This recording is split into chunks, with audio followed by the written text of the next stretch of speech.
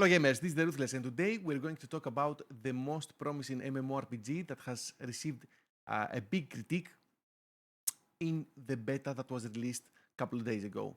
So the game is Chrono Odyssey, and we're going to talk about it from the perspective that I saw the game, because I haven't played at all New World, which is everyone biased on this game because there are similarities on them.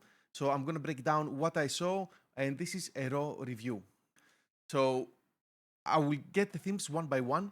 So let's start. I have written down some of the things that I noted while I was playing the game. I played straight 17 hours from the time of the release in one day. So let's go and break them down. So let's start with the open world, and I'm going to say that I was impressed. Okay, the game doesn't lock you out in the zones just because of your level. You want to explore the snowy mountains early on, go for it. You want to free roam anywhere you want to go. That made the world feel alive and dangerous in any way. For example, I played two different characters. The one was Berserker and the other one was the Ranger.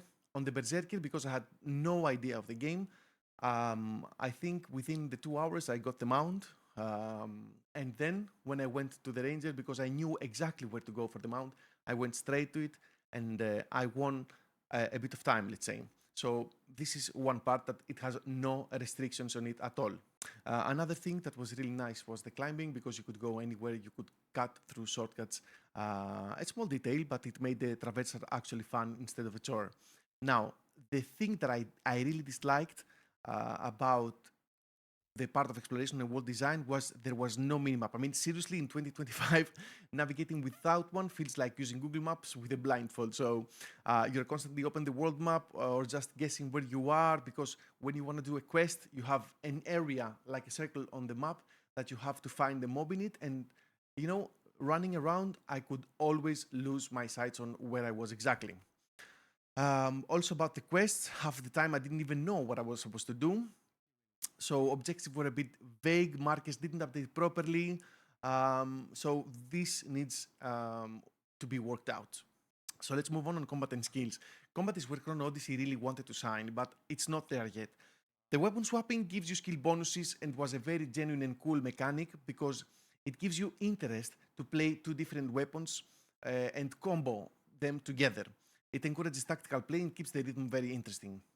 The boss fights, especially in dungeons, actually felt really good. Your dodge, timing abilities, and react was good stuff.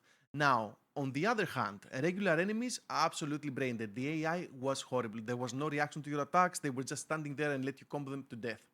Apart from that, dodging feels a bit off, like you press the key but sometimes nothing happens.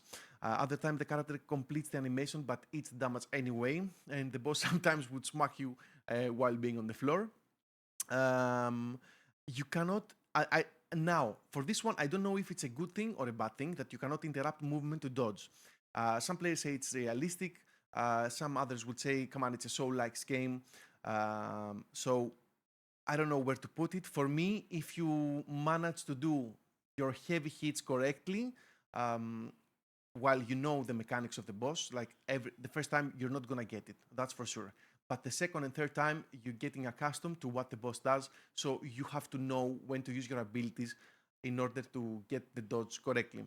Now that limits on how much you can use a good rotation, but I think it's a part of the game. We will see about that one. Now, let's move on to gathering and crafting. Quick win here: when you gather resources and you get interrupted, you don't lose your progress. That was really nice, because you take like 10 to 20 seconds when you were logging or mining or something like that.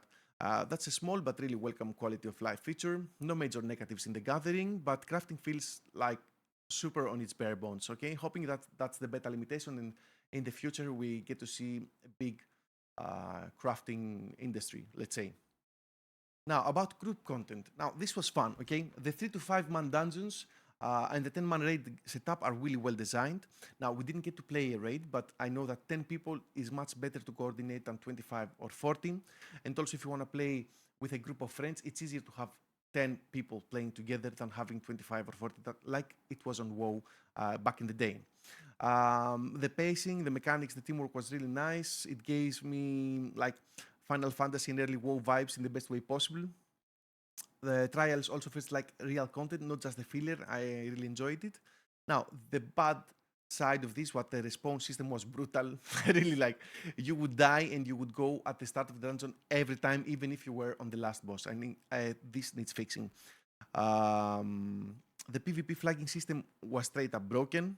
If you were flagged for PvP, you couldn't have even enter dungeons, not even enter a party. Like my friends would invite me to go to a party, and we didn't know what was happening because they couldn't invite me. So if you are flagged, you cannot go into a party. Now, another instance that I noticed, I was running around in the world, killing mobs, doing side quests, and then I found a dungeon on my way. I couldn't join. I know that it's for 3 players, but I was alone. I wanted to join and test myself and test the dungeon, what's going on in there, and I couldn't do it because I was flagged as PvP. Now, I don't know the reason behind it, but I don't find it helpful at all. Now, let's go and talk about server and technical performance. Now, here's a weird one. Keeping a limited number of players per instance helped with performance. Okay, I understand that. Fewer lag spikes, smoother wall transitions, good call. But it also meant friends would randomly get thrown into overflow instances or kicked out altogether. The movement didn't feel horrible, but it was not smooth. Like everything had just a bit of a delay or drag. I know that this needs refinement because they were testing also the servers. Then, character customization in RPG systems. The character creation was deep. I spent forever tweaking every slider, and what I made was actually what I liked. I believe that people would really love this. I saw many funny characters with very long arms, long necks. It's not my kind of thing, but people would have fun with it, So the character customization was really nice. The skill builds and loadouts also seem promising. Even in beta, I could feel the potential for creative builds. If they go deep in this, we were talking about a real MMORPG identity building. So this is something that I really like to see in any MMORPG, not only in Chrono Odyssey. So where does that leave Chrono Odyssey? The core is there, no doubt. The dungeons are fun, the world feels alive, the combat could be great, but right now it's all about what it could be. The graphics need a lot of refinement because this was not what we were expecting for Unreal 5 engine. This was like an earlier version of Unreal 4.5 or something like that. It was not optimal. I don't know if they made a post about it that this is not the version of the game that exists right now, but we don't care. We played the current version, and this is what we are analyzing right now, what we actually played. So they need to fix the movement, they need to polish the AI and dodging, improve quest flow, and for the love of all MMORPG gods, give us a minimap. Um, Chrono Odyssey could be a top tier MMO right now, but without these things and improving the world, let's also say about the world events. They were very plain. You would go buy a caravan, they would say 3 enemies spawned in the caravan and they are robbing it, kill them. And it would go like this in a repeat mode. It was not a caravan, it was a campfire or something like that. It was very plain and didn't give me any excitement at all. Now, if you played the beta, let me know what you thought. If I missed something, was your experience better or worse? Drop it like in the comments below. If you enjoyed what I said and you believe the same, give me a like and a subscribe. And if you want more honest MMORPG reviews like this, don't forget to sub. Thank you very much. See you soon.